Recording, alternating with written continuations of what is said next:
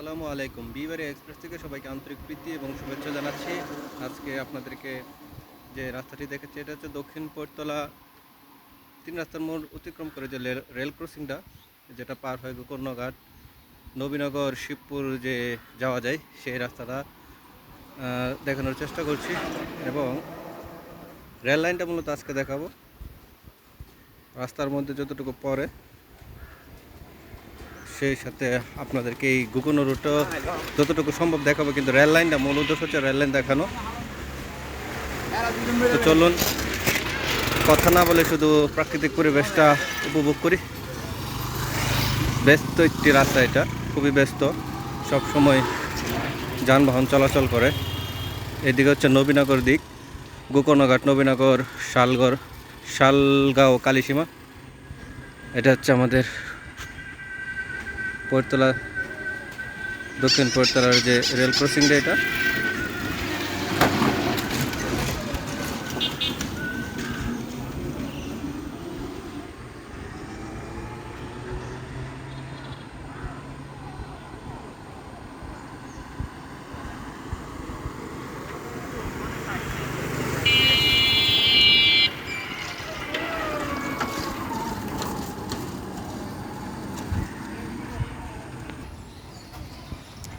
ব্যস্ত একটি rail crossing দক্ষিণ পৈরতলা। এই দিকটা দেখছেন, এটা হচ্ছে সোজা রেল স্টেশন। এখানে যদি আপনি রেল লাইনে রেল পথ ধরে হেঁটে যান 15-20 মিনিট লাগবে, আপনি রেল স্টেশন পৌঁছাতে পারবেন। আর এখানে একটি যারা গেটম্যান রয়েছে, রেল স্টেশনের যারা গেটম্যান রয়েছে তাদের জন্য একটি থাকার জায়গা রয়েছে।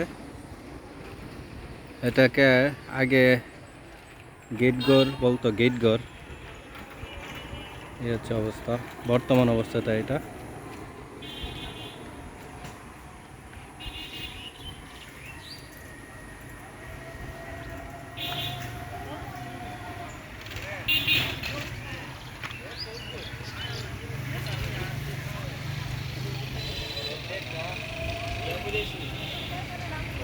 আর এদিকটা হচ্ছে